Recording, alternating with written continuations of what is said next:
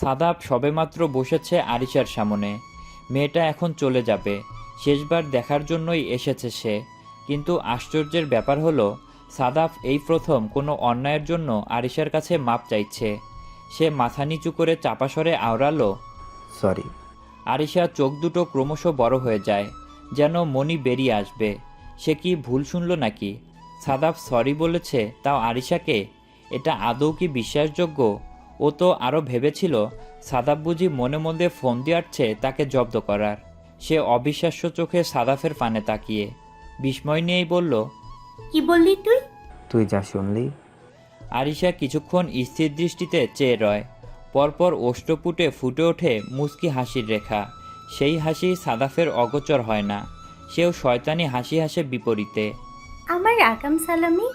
শাশুড়ির কাছে আগে পাঠিয়ে দিয়েছি।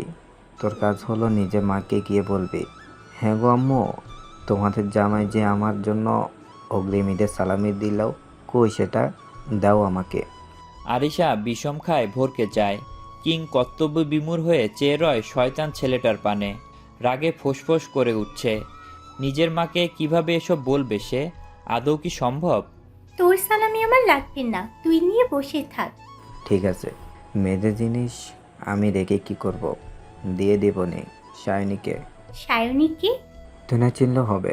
আর এভাবে না বললেও আমার শাশুড়িও তোকে গিফট বক্স দেবে না। সবাই যখন কাল একরকম গেট আপ ধরবে, তা দেখে পরে ফ্যাস ফ্যাস করে কাঁদিস। তোর মাথা ব্যর্থ।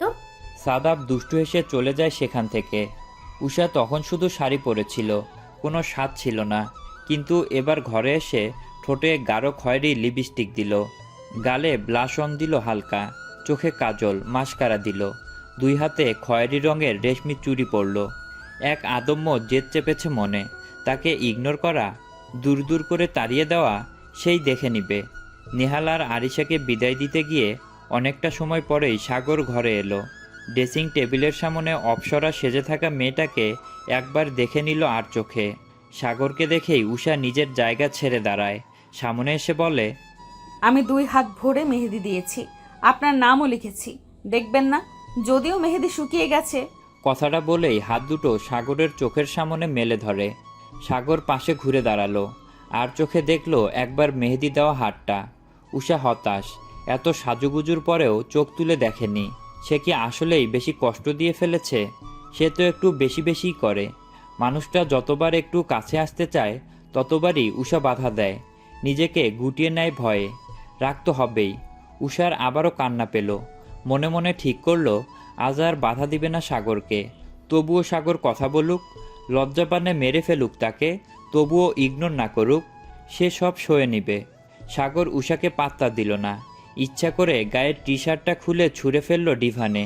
বিনা বাক্যে শুয়ে পড়ল বিছানায়। উষা আহত হয়। আজকের দিনে অন্তত এমনটা না করলে হয় না। উষা সাগরের পাশেই হাঁটু মুড়ে বসে পড়ে। চোখের কার্নিশ বেয়ে জল পড়ছে, গলা ধরে এসেছে। সাগরের বাহুতে হাত রেখে কোনো মতে কাঁপা কাঁপা গলায় বলল, সরি সাগর ভাই, এবারের মতো মাফ করে দিন। আর কখনো এমন করব না। এই কানে ধরছি, প্লিজ চোখ খুলুন, কথা বলুন। সাগর অনর। সে এবার উল্টো দিকে ঘুরে শুয়েছে। উষা এবার শব্দ করেই কেঁদে দেয়। উষার কান্না যে সাগরকে অস্থির করে তুলছে, বুকে রক্তক্ষরণ হচ্ছে, কিন্তু নিজেকে সে শক্ত খোলসে আবৃত রাখল। উষা উঠে লাইটটা অফ করে ড্রিম লাইট জ্বালিয়ে বিছানায় আসে। একদম সাগরের গা ঘেঁষে শুয়ে পড়ে। সাগরকে জড়িয়ে ধরে শক্ত করে। নিজের মুখ গুজে সাগরের উন্মুক্ত হালকা লোমশ বুকে। উষা নাক টেনে ঘ্রাণ নেয় পুরুষালী বক্ষের, কেমন মাতাল করা ঘ্রাণ। সাগর নিজেকে যতটা সংযত রেখেছিল এবার বুঝি তাও ভেঙে গেল। হৃদস্পন্দন বাড়তে লাগলো ক্রমাগত। শরীর গরম হয়ে আসছে। শুষ্ক ঢোক গিলল সাগর। বুজে রাখা চোখ দুটি কেঁপে ওঠে। নিজেকে আরও একটু শক্ত প্রমাণ করতে উষাকে টেনে হিঁচড়ে নিজের বুক থেকে সরায় সে। আবারও উষার উল্টো দিক হয়ে শুয়ে পড়ে। উষা ভগ্ন হৃদয়ে আবারও এগিয়ে যায়। পেছন থেকে শক্ত করে জড়িয়ে ধরে সাগরকে। সাগরের শরীরের এই অস্বাভাবিক তাপমাত্রা উষা অনুভব করতে পারছে। মৃদু হাসল সে। নিজের হাতে থাকা শুকনো মেহেদি নিয়েই বুকের উপরে হাত রাখল। সাগরকে জ্বালাতে সেই হাত বুলিয়ে দিতে লাগলো সারা বুক জুড়ে। মেহেদি শুকনো হওয়ায় কেমন একটা সুরসুরি লাগছে। সাগরের ধৈর্যের বাঁধ ভেঙে যাচ্ছে, শরীর কেঁপে কেঁপে উঠছে। তবুও সে শক্ত হয়ে শুয়ে রইল, কিন্তু উষা স্থির নেই। সে ব্যস্ত সাগরের পিঠে ওষ্ঠের উষ্ণ ছাপ ফেলতে। উষার গরম নিঃশ্বাস আছড়ে পড়ছে সাগরের পিঠে। নিজেকে আর নিয়ন্ত্রণে রাখতে পারল না সে। ভিতরটা জ্বলছে, ইচ্ছে করছে সমস্ত দূরত্ব ঘুচিয়ে দিতে, মেয়েটাকে নিজের সাথে পিষে ফেলতে। সাগরের নিঃশ্বাস অস্বাভাবিক, শরীরের তাপমাত্রাও অস্বাভাবিকভাবে বেড়েছে। সে আর এক মুহূর্তও দেরি করল না। একদম আচানক উষার দিকে ঘুরে গেল, হাত দিয়ে মৃদু ধাক্কা দিয়ে উষাকে সোজা করল। পরন্ত নিজেই উষার উপরে চলে গেল, নিজের সমস্ত ভার ছেড়ে দিল উষার উপরে। উষার মাথার দুই দিকে নিজের হাত দিয়ে বন্দি করল। উষা ভয়ার্ত দৃষ্টিতে তাকালো এবার সাগরের হাতের দিকে। পরপর তাকালো একরাশ মাদকতা মিশ্রিত চোখ জোড়ায়। উষার শরীরে যেন আলাদা একটা শিহরণ বয়ে গেল সেই চাহনি দেখে। সাগরের দৃষ্টিতে মাদকতা, লেপ্টে আছে একরাশ কামুকতা। সে দাঁতে দাঁত চেপে হিসিয়ে বলল, আমার ছোঁয়া তোর ভালো লাগে না? উষা ভয় ভুলে বিস্ময় নিয়ে তাকালো সাগরের চোখের দিকে। মাথা দুই দিকে নাড়িয়ে কান্না মিশ্রিত গলায় থেমে থেমে বলল, আপনি ভুল ভাবছেন। সাগরের কানে সেসব ঢুকল না। সে একরাশ মাদকতা নিয়ে তখনও তিরতির করে কাঁপতে থাকা উষার পাতলা ঠোঁটের দিকে তাকিয়ে নিজেকে আর দমিয়ে রাখল না সে। আচমকা আঁকড়ে ধরল উষার ওষ্ঠজোড়া। নিজের সমস্ত ক্ষোভ নিয়ে সেথায় দিতে থাকলো ভালোবাসার পরশ। উষার ব্যাপারটা বুঝতে সময় লাগলো কিছুক্ষণ। আজকে আর সে পিছু হটবে না। উষা হাত উঁচিয়ে রাখলো সাগরের ঘাড়ে। উষার হাতের উষ্ণ স্পর্শ পেয়ে সাগর নিজের আক্রমণাত্মক ভাব কমিয়ে আনলো কিছুটা। অষ্টপুটের সংঘর্ষে মাতাল করে তুলল উষাকে। কয়েক পলক কেটে গেল সেভাবেই। উষাকে নিঃশ্বাস নিতে না দেখে সাগর নিজেদের মধ্যে দূরত্ব বাড়ালো। ছাড়া পেতেই আটকে রাখা শ্বাস ছাড়ল উষা। নিঃশ্বাসের গতি অস্বাভাবিক, হাঁপড়ের মতো হাঁপাতে লাগলো দুজনেই। বুকের ওঠানামার গতি বেড়েছে। চোখ বন্ধ করে পড়ে রইল শক্ত হয়ে। নিশালো দৃষ্টিতে উষার দিকে আপদমস্তক পরখ করে নিল সাগর। নিজের খেই হারিয়ে ফেলেছে সে। মুখ বাড়িয়ে ঠোঁট ছোঁয়ালো উষার বন্ধ করে রাখা চোখের পাতায়। ভালোবাসার উষ্ণ স্পর্শ দিল উষার সারা মুখে। মুহূর্ত ব্যয় না করে মুখ গুজল উষার ঘাড়ে। সেখানে মৃদু কামড় দিতে লাগলো ক্ষণে ক্ষণে। হাত বাড়িয়ে উষার গায়ের আঁচলটাও ফেলে দিল। উষার থেকে কোনোরূপ বাধা না পেয়ে মুচকি হাসল সাগর। কানের কাছে মুখ এনে কণ্ঠ খাদে নামিয়ে ফিসফিস করে বলল, জান, তুই তো পুরাই আগুন রে। এই দেখ, তোর কাছে এলেই কেমন গরম হয়ে যাই। উফ, পাগল বানিয়ে দিলি আমায়। উষার গাল দুটো রক্তাভা ছড়িয়ে দেয়। লজ্জায় চোখ খুলে রাখা দায়। সাগর ফিসফিস করে আরও কিছু বলতেই লজ্জায় দূরে সরে যায় উষা। সাগরের দিকে পিঠ দিয়ে শুয়ে থাকে। সাগর উষার উন্মুক্ত পিঠে আঙুল দিয়ে স্লাইড করতে করতে বলে, ঘুমিয়ে পড়ো বউ, অনেক রাত হয়েছে, অনেক সকালে উঠতে হবে। 3 ঘন্টাও ঠিকঠাক ঘুমাতে পারবে না। কথা শেষ করেই উষাকে কাছে টেনে নেয় সাগর। পশ্চিম আকাশে রক্তিমাভা জানান দিচ্ছে পবিত্র দিনের শুরু। ভোরের বাতাসে মিশে আছে এক অদ্ভুত নির্মলতা, যে নির্মলতার বলে সমস্ত দুঃখ ধুয়ে গেছে রাতের শেষ অন্ধকারে। দিগন্ত জুড়ে ভেসে আসছে তাকবীরের সুর। প্রতিটি ধ্বনি হৃদয় ছুঁয়ে যাচ্ছে শিউরে ওঠা আবেগে। মসজিদের মিনার থেকে ছড়িয়ে পড়া আজানের প্রতিধ্বনি ভোরকে ক্ষণে ক্ষণে আরও স্নিগ্ধ ও পবিত্র করে তুলছে। রাস্তার ধুলোতেও যেন সুবাস আছে। প্রতিটি গাছপালা যেন সেজেছে অদৃশ্য উল্লাসে। ঘরের ভেতরে নতুন পোশাকের গন্ধ, মায়ের হাতের রান্নায় ঈদের প্রথম আনন্দ। সব মিলিয়ে আজকের সকাল অন্য সব সকালের মতো নয়। আজকের ভোর একেবারে অন্যরকম, নির্মল, পবিত্র আর অশেষ আনন্দের পূর্ণতায় ভরা। ভূঁইয়া বাড়ির প্রতিটি সদস্য মেতে উঠেছে নিজেদের কাজে। যে যার কাজ বুঝে হাতে হাতে করে নিচ্ছে। বাড়ির পুরুষগণ নামাজ ছেড়ে ফিরে আজকে আর বিশ্রাম নেননি। সকলেই ড্রয়িং ডাইনিং মিলিয়ে কাজে ব্যস্ত। সাদাপ অবশ্য নামাজ শেষ করে বাসায় ফিরেনি। সে বাবা চাচাকে বলে গেছে আর্জেন্ট কাজে এক্ষুনি ফুপুর বাসায় যেতে হবে। অগত্যা ওনারাও আর দ্বিমত করেননি, কারণ তাদের ছেলে নিশ্চয়ই ওই বাড়ির মেয়েকে জ্বালাতেই যাচ্ছে। এই সাত সকালে সাদাপকে দেখে অবাক হওয়ার কথা হলেও শোয়েব খান মোটেও অবাক হলেন না। তার মেয়ে যেমন বিচ্ছু, তার চেয়ে দ্বিগুণ বিচ্ছু এই ছেলে। গালে মেহেদির রং দেখে যা বুঝার তিনি বুঝে গেছেন। বাহিরে এখনো আবছা অন্ধকার রয়ে গেছে, আর এই ছেলে এখন ফুপির বাসায় এসে হাজির হয়েছে। তাও ভালো কোনো উদ্দেশ্য নিয়ে যে হাজির হয়নি তিনি তা হলক করেই বলতে পারেন। আরিশা তখনও ঘুমে, নামাজ পড়ে আবার নাইলাকে বুকে জড়িয়ে ঘুমিয়ে পড়েছে। মা ভাবি সকালের নাস্তার আয়োজনে ব্যস্ত। আরিশার মামারা, মামাতো কাজিনরা সর্বদাই ঈদের নামাজ শেষে নাস্তাটা বোনের সাথেই করেন, বোনের নিজস্ব সংসারে। এটা ঘটে আসছে বহু আগে থেকেই। সাদা ফুপু আর ভাবির সাথে কুশল বিনিময় করে পা বাড়ায় আরিশার ঘরের দিকে। ঘুমন্ত মুখটা দেখে একটু মায়া জাগলেও সে মায়া দেখায়নি, নিজের কার্যসিদ্ধি হাসিল করে। পরপর গালে কপালে কয়েকটা উষ্ণ ভেজা স্পর্শ দিয়ে বের হয়ে গেছে রুম থেকে। উষা সকালে নামাজ শেষ করেই গোসল করে নিয়েছে, কিন্তু লজ্জায় নিচে যেতে পারছে না।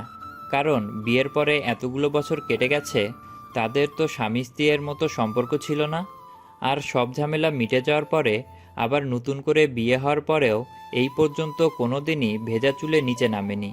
যদিও মাঝে দু একদিন মারিয়া জামান চুলে হাত দিয়েছিলেন, এ কারণেই আরও একটু গুটিয়ে যাচ্ছে সে।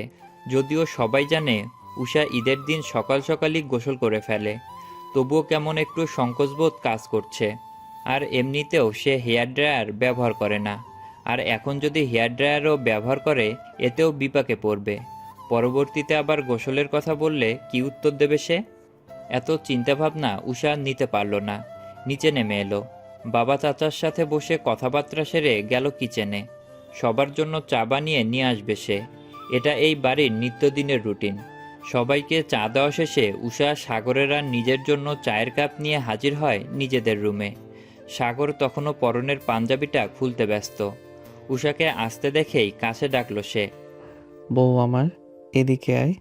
উষা সাগরের অমন আদুরে ডাক প্রত্যাখ্যান করতে পারল না। চায়ের কাপটি রেখে এগিয়ে যায় সাগরের দিকে। কাছাকাছি আসতেই উষার কোমরে হাত রেখে টেনে নেয় নিজের বুকের মাঝে। তারপর চোখ দিয়ে ইশারা করে পাঞ্জাবির শেষ দুটো বোতাম খুলতে। উষাও কথা বাড়ায় না, চুপচাপ নিজের কাজে ব্যস্ত হয়। ইদানিং তাকে এসব করতে হয়, তাই অভ্যাস হয়ে গেছে। কাজ শেষে নিজেই পাঞ্জাবিটা খুলে দেয়। সাগর নিঃশব্দে চুমু খায় বউয়ের কপালে। চাটা ঠান্ডা হয়ে যাবে, খেয়ে নিন আগে। সাগর কিছুক্ষণ নীরের দৃষ্টিতে তাকিয়ে থাকে উষার দিকে। কিছু মনে হয়েছে এমন একটা ভান করেই দুষ্টু হেসে নিজের মুখ নিয়ে যায় উষার কানের কাছে। ফিসফিস করে বলে, কিন্তু বউ, চা তো একদম খেতে ইচ্ছে করছে না রে। উষা ভ্রু কুঁচকায়, জিজ্ঞাসু দৃষ্টিতে তাকিয়ে রয় সাগরের দিকে। কৌতূহলী স্বরে বলে, সে কি? তাহলে কি খাবেন? কি খেতে ইচ্ছে করছে বলুন, কি নিয়ে আসবো আপনিই বলে দিন। খেতে তো অনেক কিছুই মন চাচ্ছে, কিন্তু তুই তো আর চাইবি না আমি সেসব খাই। উষার কপালের ভাঁজ গাঢ় হয়। বিরক্ত, সে সাথে হতবাকও। মানে কি? কি সব বলছেন? এমনভাবে বলছেন যেন আমি আপনার খাওয়া দেখতে পারি না। এক্স্যাক্টলি, এটাই দেখতেই তো পারিস না, পারলে কি আর দূরে দূরে থাকতে পারতি? উষা বুঝল না সাগরের কথাটা। কিছু বলার জন্য মুখ খুলতেই দরজায় করাঘাত ভেসে আসে। সাগর উষা দুজনেই ভ্রুকুচকে তাকায় দরজার পানে। ভাইয়া, কি রুমে আছো? আরাফের গমগমে স্বর কর্ণকুহরে পৌঁছাতেই উষা হকচকিয়ে ওঠে, ছিটকে সরে যায় সাগরের থেকে। আশেপাশে না তাকিয়ে চায়ের কাপটা হাতে নিয়ে ধূপ করে বসে পড়ে বিছানায়। সাগর শান্ত দৃষ্টিতে তাকিয়ে থেকে দেখে উষার এমন পাগলামো। পরপর নিজেও স্বভাবসুলভ গম্ভীর স্বরে বলে, আছি, আয় তুই। আরাফ দরজা ঠেলে ঢুকে ভিতরে, সাথে রাফিদও আছে। দুজনেই গিয়ে বসে উষার পাশে। রাফিদ একেবারে বিছানায় পা গুটিয়ে বসে পড়ে। সাগর ভ্রুকুচকে তীক্ষ্ণ দৃষ্টিতে দেখে সবই। সকাল সকাল আমার ঘরে কি বুঝে আগমন ঘটলো তোদের? একসাথে বসে চা খেতে এসেছি। নিচেই বলেছিলাম, কিন্তু চাচ্চুদের ওসব রাজনৈতিক কথাবার্তা ভালো লাগছিল না, তাই ভাবলাম তোমার কাছে আসি। উষা বেশ খুশি হলো। আরাফের মাথার চুলগুলো এলোমেলো করে দিয়ে উৎফুল্ল স্বরে বলল, বেশ করেছো, আমারও বোরিং লাগছিল। সাদাফ কই গেল? ও তো ফুপিদের বাসায় গেছে বলল। সে কি ভাইয়া? ও তো নিশ্চয়ই কোনো ভালো উদ্দেশ্যে যায়নি। রাফিদ হাসল। ওদের ব্যাপারে আমাদের ভেবে কাজ নেই। চা খাওয়া শেষে বাড়ির সকল পুরুষরাই গোসল নিতে চলে গেল। অনেক বছর বাদে বাপ চাচাদের সাথে ঈদ করছে সাগর, তাই সে নিজেই সবার জন্য ঈদের কেনাকাটা করেছে। আর সবাই আজকে সাগরের দেওয়া পায়জামা পাঞ্জাবির সেট পরেই ঈদগায়ে যাবে। আরিশার ঘুম ভাঙল একটু বেলা করেই। কিছুক্ষণ চোখ বন্ধ করে পড়ে রইল সেভাবেই। ঘুমটা পুরোপুরি কাটতেই বিছানার পাশ থেকে মোবাইলটা হাতে নিতে চাইল। চোখের সামনে মোবাইলটা ধরতেই দেখতে পেল সবুজ রঙের একটা কাগজ আটকানো মোবাইলের উপরে। গুটি কয়েক সূক্ষ্ম ভাঁজ পড়ল আরিশার কপাল জুড়ে। কৌতূহল দমিয়ে রাখতে না পেরে ভালো করে চোখ বুলায় কাগজটাতে। প্রিয় মোটো, আমার মনে 60 কেজি ওজনের আটার বস্তা। গালে মেহেদি দিয়েছি বলে রাগ করিস না জান। হ্যাঁ, আমি একা মাস্ক পরবো, ঘুরবো কেন? তুই নিজেও মাস্ক পরে ঘুরবি। কীভাবে যে ছবি তুলিস সেটাই আজ দেখবো আমি। রাগ করিস না, অনেকগুলো আদর দিয়ে গেল। দেখা হবে আবারও ভুঁইয়া বাড়ির কিনারায়। যখন তুই চালের বস্তা শেষ করতে ব্যস্ত থাকবি তখন। ঈদ মোবারক সোনা। এটি তোর একান্ত ব্যক্তিগত আটার বস্তার মালিক সাফা। চিরকুটটা পরে আরিশা স্তব্ধ হয়ে বসে রইল কিছুক্ষণ। তার ছোট্ট মস্তিষ্ক যেন ধরতে পারল না কি লেখা আছে এতে। নিজের হতবিহ্বল নয়নজোড়া নিয়ে আবারও পড়ল চিরকুটটা। আসলে আরিশা কেমন রিয়াকশন দিবে সেটা সে বুঝে পেল না। একে তো তাকে ডাকছে মুটো, আবার বলে কিনা তার মনের আটার বস্তা, সাথে গালে মেহেদি। আরিশা হন্তদন্ত হয়ে ছুটে যায় আয়নার সামনে। নিজের গাল দুটোতে এবড়োথেবড়োভাবে দুটো ফুল আঁকা দেখে তীব্র ক্রোধ আর ঘৃণায় বিষিয়ে উঠল মন। গতকাল সে কি ইচ্ছা করে মেহেদি দিয়েছে? তার মেহেদি নষ্ট করেছে বলেই তো দিয়েছে। আবার সাদাফের গালে মেহেদি দেওয়ায় সেই অপরাধবোধ থেকেই হাতের তালুতে সুন্দর করে আবারও মেহেদি দিয়েছে। সাদাফের নামও চুপি চুপি লিখেছে, ওকে আবার খুশি করার জন্য। আর এই ছেলে এমন একটা কাজ করলো, এটা কি খুব বাড়াবাড়ি হয়ে গেল না? তাও এই ঈদের দিন তার এমনটা করতে হবে? কথায় আছে, মানুষ বেশি রেগে গেলে রিয়াকশন দিতেও ভুলে যায়। আরিশার দশাও তাই। আরিশার শরীরটা রাগে কাঁপছে। যদিও ফুল দুটো সে ঠিকমতো আঁকতে পারেনি, খুব ছোট্ট করে এঁকেছে। গালের পাশে চুল ছেড়ে দিলে ফুল আর দেখা যাবে না। তবুও সাদাফের এই কাজটা একদম পছন্দ হলো না আরিশার। না চাইতেও রাগে অভিমানে গাল বেয়ে কয়েক ফোঁটা জল গড়িয়ে পড়ল। সাদাফের সমস্ত দুষ্টুমি আরিশা মেনে নেয়, মন থেকে একবারও প্রতিবাদ করে না। মজার ছলেই ঝগড়া করে। ছোট থেকে তাদের সম্পর্কটাই এমন। সাদাফ কত কিছু বলে, সেসব গায়েও লাগায় না এখন আর। আরিশাও জানে ওসব ফান করেই বলে সাদাফ। তবে সম্পর্কের মিষ্টতা বজায় রাখতেই দুষ্টু মিষ্টি ঝগড়া করে ওরা। ঝগড়া না করলে আবার তাদের পেটের ভাত হজম হয় না। সাদাফের আটার বস্তা বলাটা তাকে কষ্ট দিল না, কারণ সে একটু স্বাস্থ্যবতী, 58 কেজি, মোটা বলতেই পারে। তবে গালে মেহেদি লাগানোটা আরিশাকে সব থেকে বেশি কষ্ট দিল। মনে মনে ভেবেও নিল কিভাবে এই ছেলেটাকে সাহায্য করবে। নিজেকে একটু ধাতস্থ করে নিল আরিশা। ওড়না ঠিকঠাক মতো গায়ে জড়িয়ে নিচে নামার জন্য প্রস্তুতি নিয়ে ঘর থেকে বের হতে নিতেই চোখ গেল টেবিলে। ছোটোখাটো একটা বক্স রাখা। বক্সটা খুলতেই দেখতে পেল 8 রঙের ভিন্ন ভিন্ন রঙের চুড়ি, 2 জোড়া কানের দুল, একটা টিপের পাতা, একটা ব্র্যান্ডেড ওয়াচ, সাথে একটা চিরকুটও আছে। সরি রিশা, জানি কাজটা খুবই ভিত্তিহীন, কিন্তু কি করবো বল? ছোট থেকে আমাদের সম্পর্কটাই এমন, দুজন দুজনের পিছে না লাগলে শান্তির মিলে না। আর তুই জানিস তো, আমার সমস্ত শান্তি তোর কাছে। ঈদের প্রথম প্রহরে গিফট করলে খুশি হব।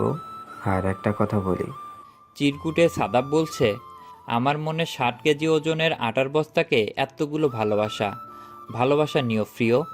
আরিশা আনমনেই হেসে ফেলল চিরকুটটা দেখে। তবে রাগটা কমল না, সে এবার আসলেই রেগে আছে। সাগর ওয়াশরুমে, উষা কাবার থেকে সব কিছু বের করে রাখছে বেডে। আগে থেকেই গুছিয়ে রাখছে, যেন পরবর্তীতে ঝামেলায় পড়তে না হয়। বাড়ির একমাত্র মেয়ে সে, সাথে বড় বউ, দায়িত্বটাও বেশি। বাবা, চাচু, ভাই, সবার জন্য সব কিছুরই খেয়াল তাকেই রাখতে হয়। এই যেমন নামাজে যাওয়ার আগে পরনের কাপড় থেকে শুরু করে মাথার টুপি, আতর, জুতা সব কিছু তাকেই গুছিয়ে রাখতে হয়, বের করে দিতে হয়। বাড়ির গিন্নিরা রান্নায় ব্যস্ত থাকে আর উষা ছুটোছুটি করে। কেউ ডেকে বলবে, উষা এটা পাচ্ছি না, ওটা পাচ্ছি না, এটা কই, ওটা কই, ব্লা ব্লা ব্লা। আর এবার সাগরও দেশে আছে, তাই স্বামীর সবটাও তাকেই দেখতে হবে, এটাই স্বাভাবিক। তাই আগেই বাবাকে রেডি করে দুই চাচ্চুকে সব কিছু বুঝিয়ে দিয়েছে, হাতের নাগালে সব কিছু রেখে এসেছে।